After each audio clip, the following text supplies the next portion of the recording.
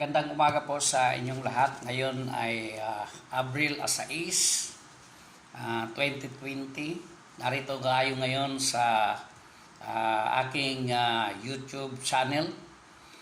At tatalakay tayo ng mga balita at mga komentaryo tungkol sa headline ng ating mga balita ngayong umaga. Ngunit una sa lahat ay binabati ko ang lahat ng ating mga members at opisyalis ng Nicopil na ngayon ay nanonood sa buong bansa, gayon din sa buong mundo. Mag-iingat po tayong lahat at napakatindi ng ating kalaban. Ito po ay silent killer, hindi po ito nakikita. At kung hindi tayo mag-iingat, magiging biktima tayo nito at hindi lamang ang ating mga sarili kung hindi makakahawa tayo sapagkat ang virus na ito, itong COVID-19 ay lumilipad po ito mula sa ating mga paghinga. So droplets po ang transmission nito, kaya marapat po na mag-iingat po tayong lahat para po tayo ay makatulong sa ginagawang hakbang ng ating pamahalaan, itong enhanced community quarantine. Ito po ay ating sundin sapagkat ito ay para sa mga sarili nating kaligtasan. Para po sa ating headline ngayong umaga, yung DOH report po muna tayo, DOH COVID-19 Case Bulletin number 22. Ang as of yesterday, alas 4 po ng alas 4 ng hapon na kanilang pag-uulat. Mayroon po tayong total cases na 3,246. At ibig sabihin may nadagdag po na panibagong 152 na COVID-19 positive. At ang mapalad po, meron pong 7 recoveries. Meron pong 7 recoveries po at ating pasalamatan ang ating Creator, ating Panginoon, sapagkat meron pong nakarecover bagamat hindi pa po alam kung ano ang specific na nakapagpagaling sa kanila. Basta ang ating pasalamatan na meron pong gumaling. At ito ay katunayan na ang biyaya at pagpapala ng ating Panginoon ay nariyan pa rin at nakasubaybay sa bawat isa sa atin. At sa tungkol sa iba pang mga balita, mga eksperto mula sa China dumating na kahapon po yan dito sa ating bansa. At pasalamat tayo sapagkat meron tayong kaalyado na mga bansa na nagboboluntaryo para tumulong po na labanan itong napakatinding hambalos nitong COVID-19 sa buong mundo. So mapalad tayo dahil priority tayo ng mga eksperto na nagmumula sa China. Narito sila sa ating bansa ngayon at sila ay mananatili ng ilang 2 linggo upang tulungan at mag-suggest sa ating mga DOH frontliners para lalong maging mabisa at mapabilis natin ang pagsugpo nitong mabilis na paglaganap nitong COVID-19. At dito sa mga donasyon na ng ating mga nasa pamahalaan, pasalamatan natin ang Pangulong Rodrigo Roa Duterte sapagkat ini-announce kahapon na bibigay siya, magdo-donate siya ng kanyang isang buwang sahod para labanan ang COVID-19. At sa Maribeles, Bataan, nagpapatupad po sila ng total lockdown. At gusto nilang proteksyonan ang kanilang mga mamamayan laban sa pagkahawa-hawa nitong COVID-19 virus na ito.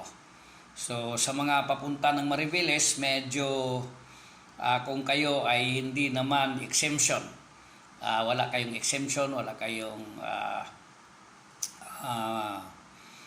pakay doon sa Maribeles, ay medyo ipagpaliban nyo na po muna at mabuting manatili tayo sa ating matahanan upang tayo ay makatulong sa ating mga frontliners na mahawa sila sa ating gagawing pagpunta pa ron. So asahan natin na magiging mahigpit ang seguridad sa Maribeles, Bataan.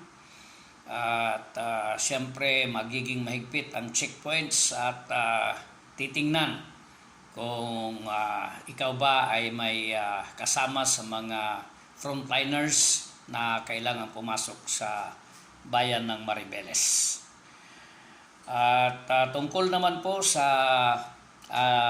pagbawi o pagpapalawig sa ECQ, itong Enhanced Community Quarantine, ito po ay tatalakayin mamaya sa pagpupulong uli ng IATF.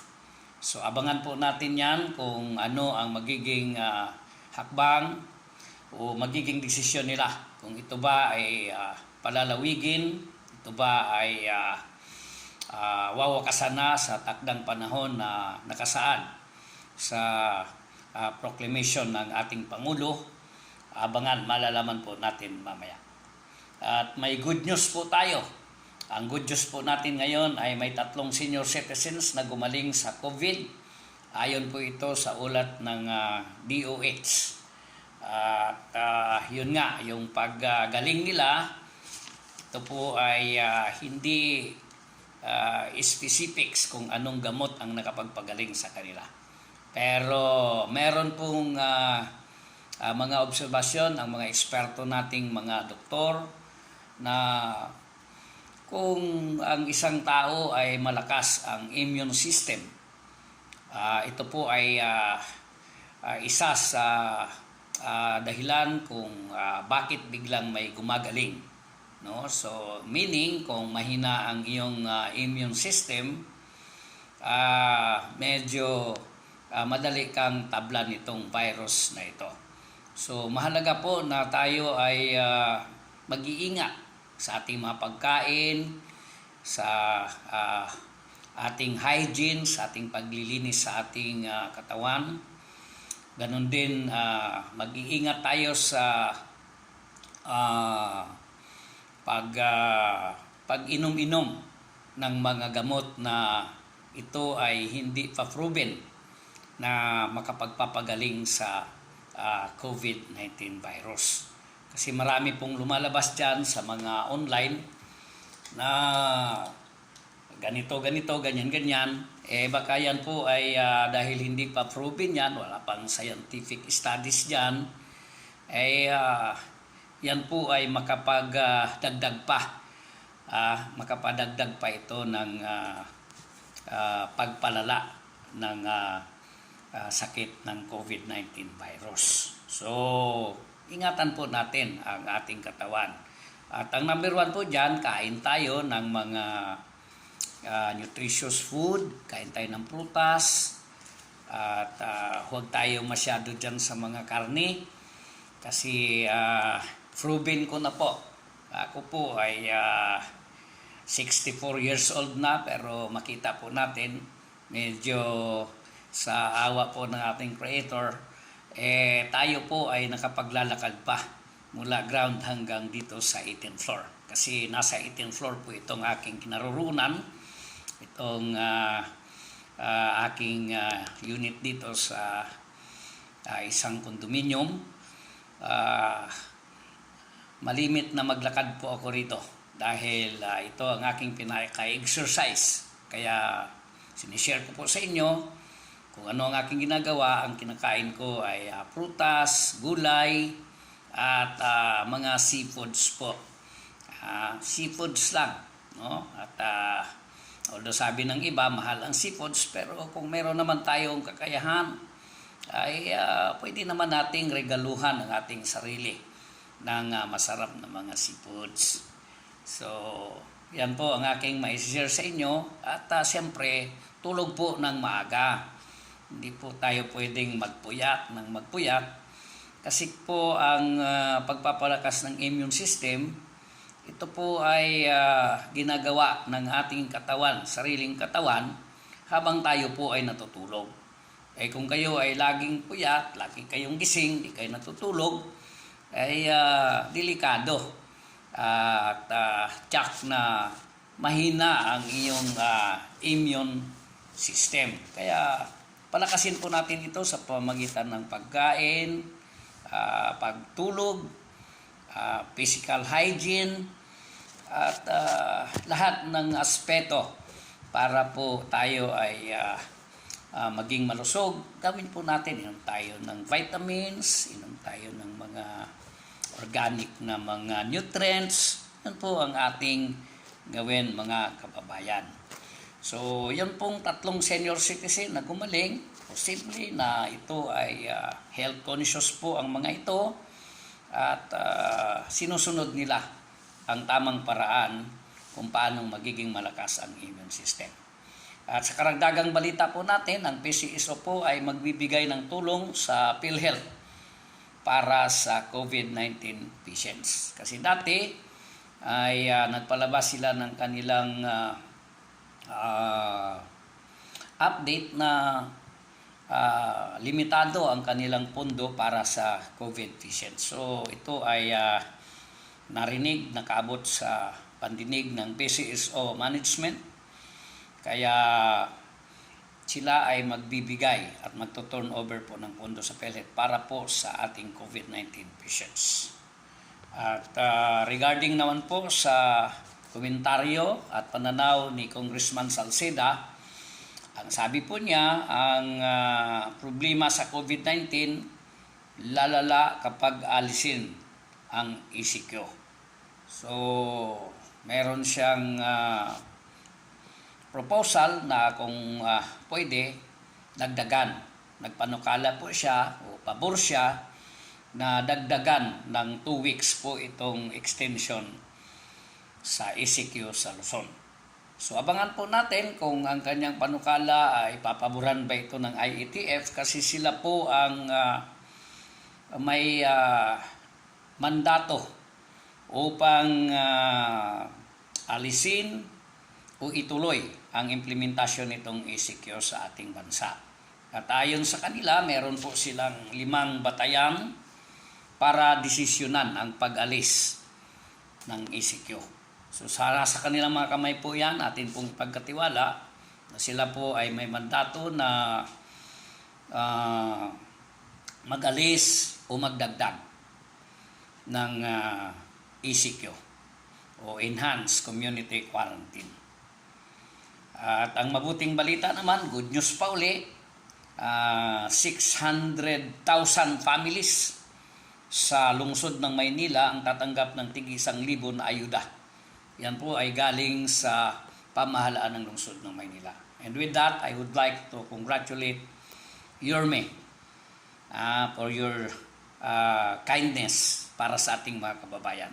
Sapagkat itong ating mga kababayan, hindi naman pwedeng hindi ito tulungan. Bagamat may tulong ang ating pamahalaan na ipagkakaloob sa kanila, subalit yung national government ay limitado naman po ang pundong yan. At yan ay nakalaan lamang po doon sa 18 million families na mga beneficiaries nitong COVID-19. Kaya natutuwa ako sapagkat may mga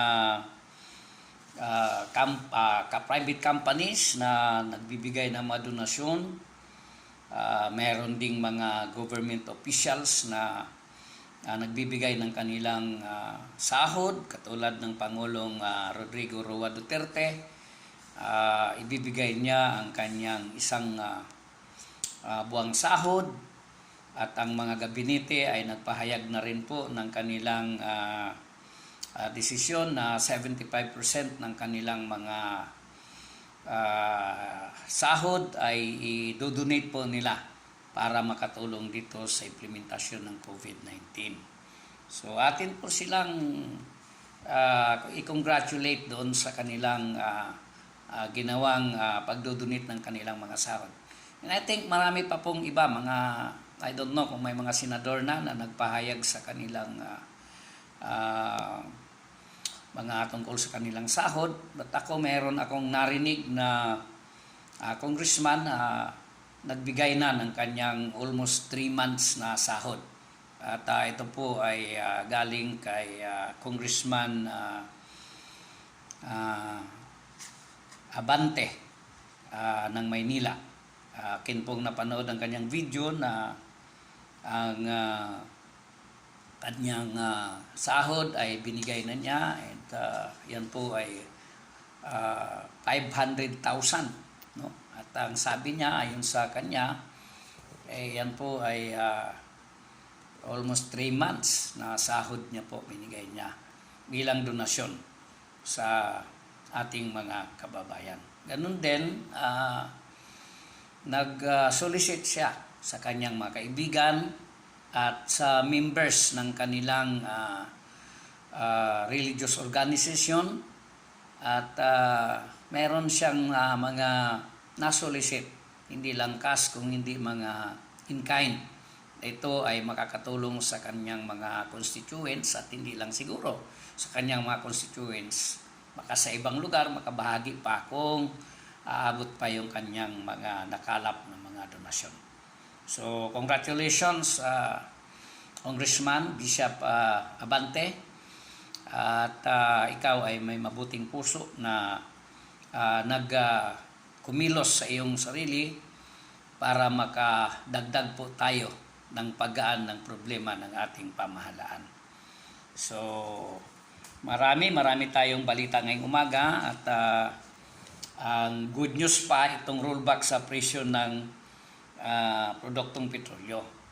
Pero siyempre, wala naman po, tulad ko, wala naman akong sasakyan na ginagamit, at mula nung 2020 January, di na po tayo nagda-drive ng sasakyan, sapagkat lagi naman tayong umiikot sa buong bansa, at nag-resign na rin ang aking driver. So aking sasakyan ay nakagarahe na, at hindi ko na siya ginagamit, at gumagamit tayo ng mga public transports para po ay hindi na kailangan ako pa ang magmaneho at makapagpahinga habang ako ay patungo sa aking mga biyahe. So, rollback ng petrolyo. Ang makikinabang dito, of course, itong ating mga naglilingkod ngayon sa ating pamahalaan, itong ating mga frontliners. Sila yung mga tumatakbo, at yung wala namang mga sasakyan, ang makikinabang nito ay mga bus companies na hinire ng DOTR para po hatid sundo at makasakay ng libre itong ating mga frontliners patungo sa kanilang mga destinasyon. So, sa tungkol sa biyahe, meron pong announcement ang PAL na ngayong araw na ito ay meron po silang 2 special flights patungong London. So, para doon sa mga may tickets na papuntang London, agapan nyo na po agad ito. At dapat maaga po kayong nasa airport para kayo ay hindi maiwan sa special na flights na ito.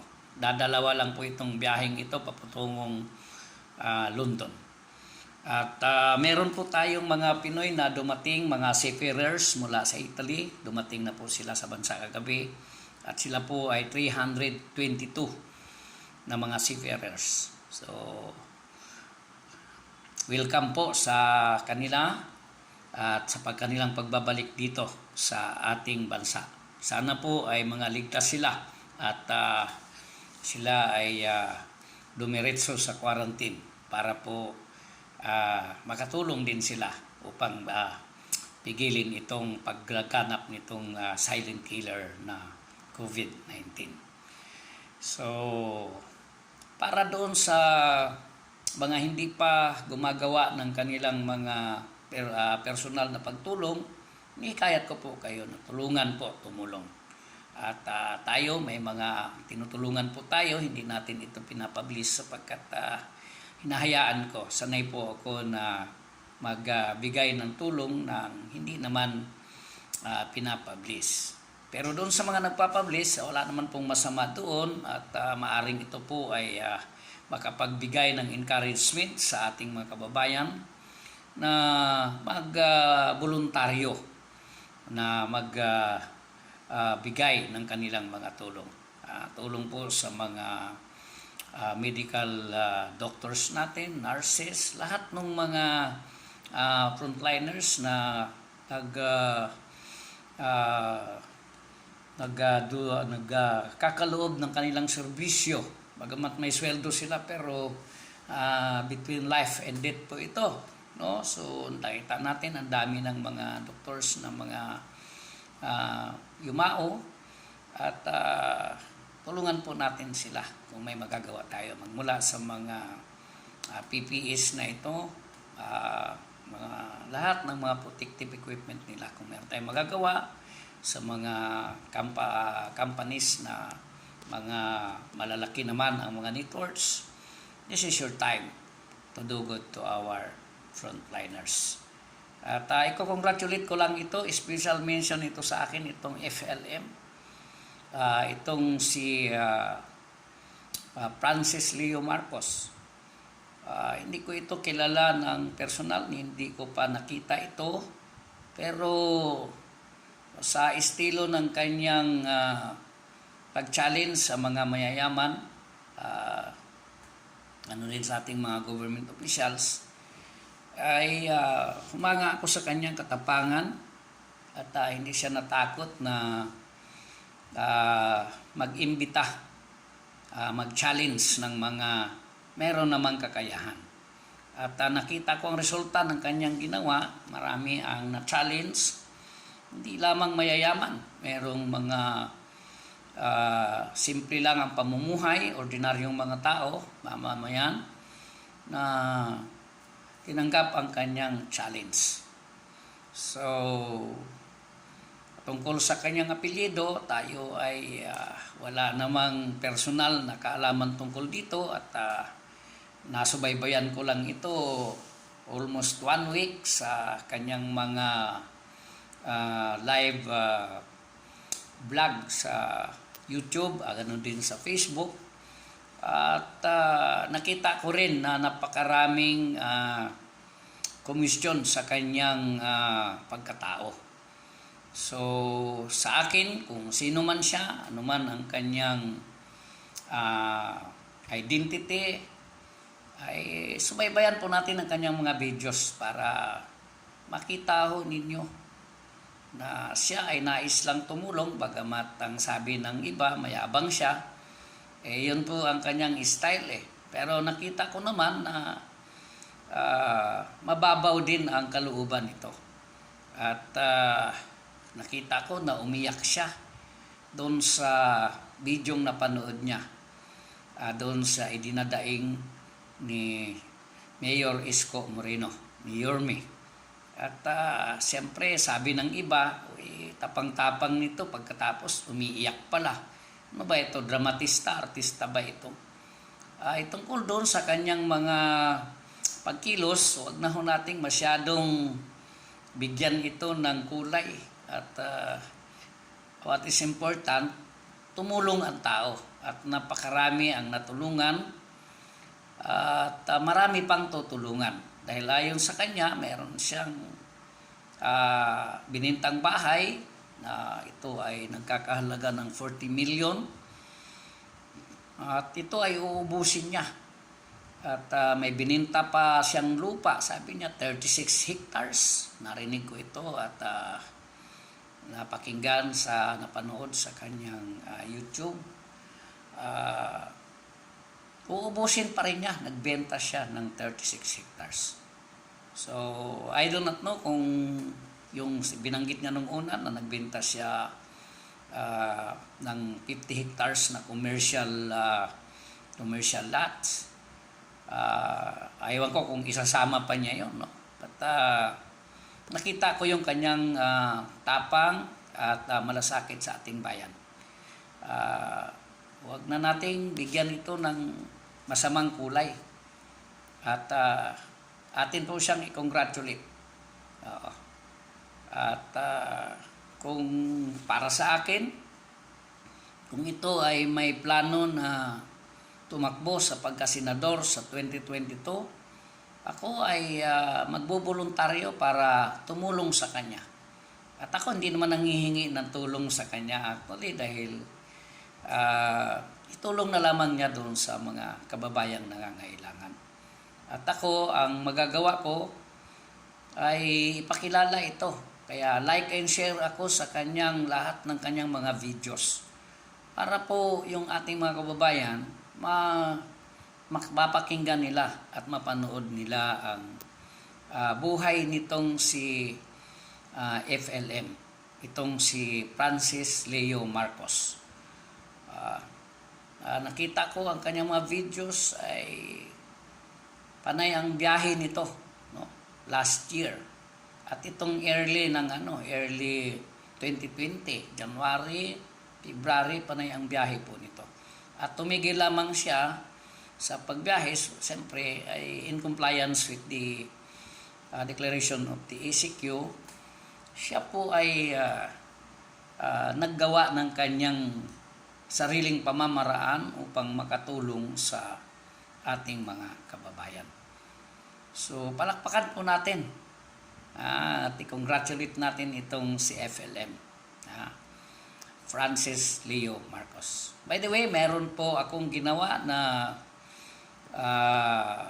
FLM, Francis Leo Marcos for Senator Movement.